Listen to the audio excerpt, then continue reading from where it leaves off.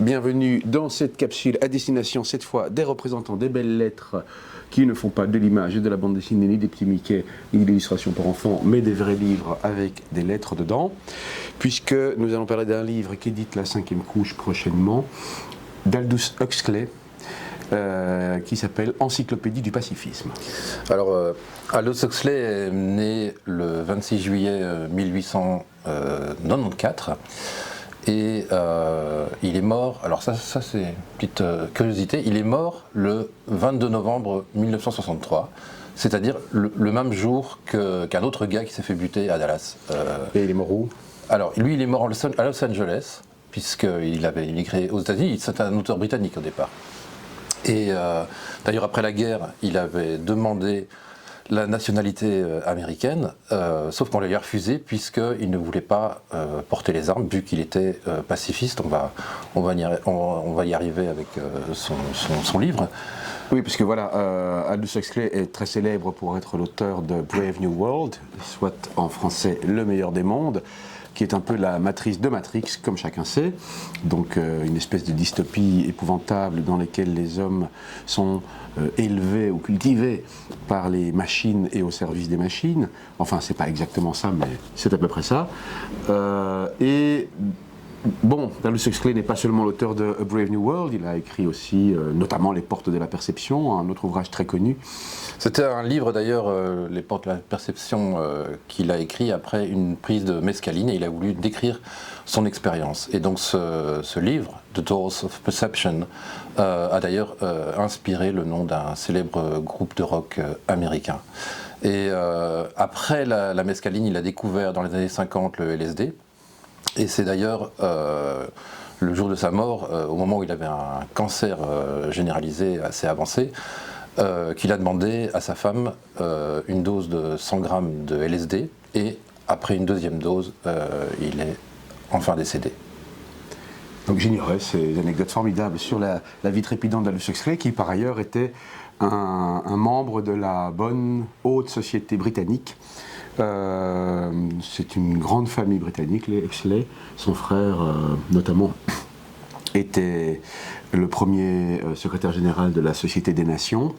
Houellebecq revient d'ailleurs dans un de ses ouvrages longuement sur ce cas et tord un peu l'histoire du meilleur des mondes, en faisant croire au lecteur que c'était pas une dystopie mais une utopie qui décrivait non pas les dangers d'une société totalitaire et technocratique, mais au contraire qu'il proposait l'idéal pour une société harmonieuse dans le futur. Bon, si l'on considère vraiment de plus près la biographie d'Aldous Huxley, évidemment ça ne tient pas. Aldous Huxley, bien qu'appartenant à la bonne société britannique, donc par conséquent plutôt un conservateur, était tout de même sur bien des questions un grand progressiste et un humaniste surtout. Ses positions sur l'impérialisme et l'esclavagisme, par exemple, ne font pas l'ombre d'un doute. Il était choqué par la manière qu'avaient les Britanniques ou les impérialistes de traiter les colons. Bon, après, on le verra en lisant l'ouvrage qu'on vous présente. Il y a des expressions qui peuvent paraître surannées aujourd'hui. Il y a aussi l'expression de progrès sociaux qui nous paraissent des évidences, mais qui n'étaient pas des évidences à l'époque. Donc le livre dont on parle, l'Encyclopédie du pacifisme, il le publie en 1936, si je ne m'abuse, donc en plein avènement du nazisme et du fascisme, qui allait mener très vite à la Seconde Guerre mondiale. Voilà, on dit seconde quand on espère qu'il n'y aura pas de troisième. Et c'est un ouvrage qu'il signe, donc, ou qu'il dirige, mais je pense qu'il l'écrit, pour ou sous les auspices du Peace Pledge Union. Le Peace Pledge Union est une organisation pacifiste britannique et internationale qui existe toujours. Alors, il a écrit par ailleurs deux autres ouvrages sur le pacifisme, mais ce qui a étonné Xavier quand il a découvert ce texte, c'est que ce texte n'existait pas ou n'était pas disponible en français. Il était d'abord pas disponible en anglais pour commencer. Si vous voulez vous procurer Encyclopedia of Pacifism, il n'est pas trouvable. On peut en trouver sans aucune difficulté le PDF en facsimilé sur la bibliothèque du Congrès ou sur archive.org, mais il n'est pas disponible sur Amazon ou en librairie.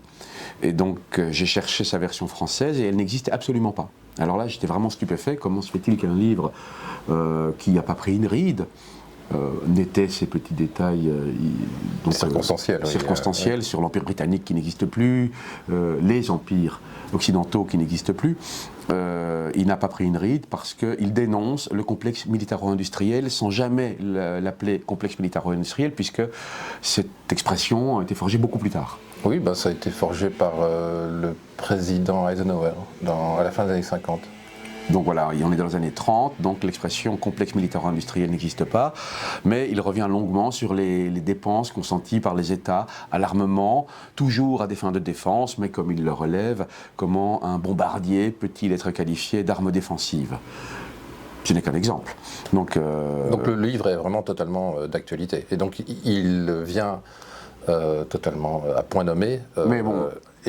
Oui.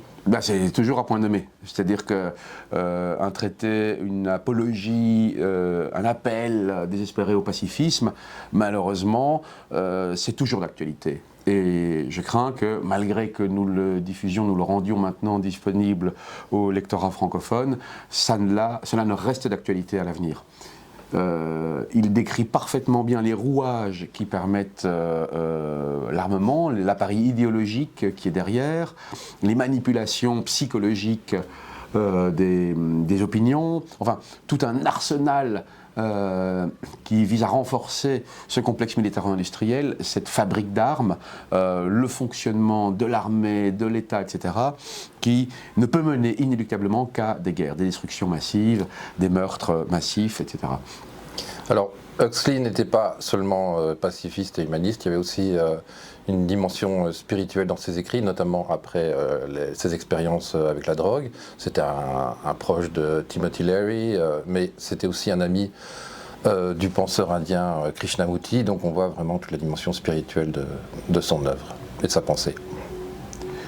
Donc voilà, nous n'espérons pas par ce livre convaincre l'humanité d'arrêter les guerres, ou en tout cas d'arrêter ou de réduire les dépenses militaires, mais nous pensons qu'en tout cas c'est une pièce d'archive qui devait être publiée et qui ne l'avait jamais été pour des raisons qui nous échappent complètement. Voilà, le livre paraîtra en février 2025, ou est paru si jamais vous regardez cette capsule un peu plus tard.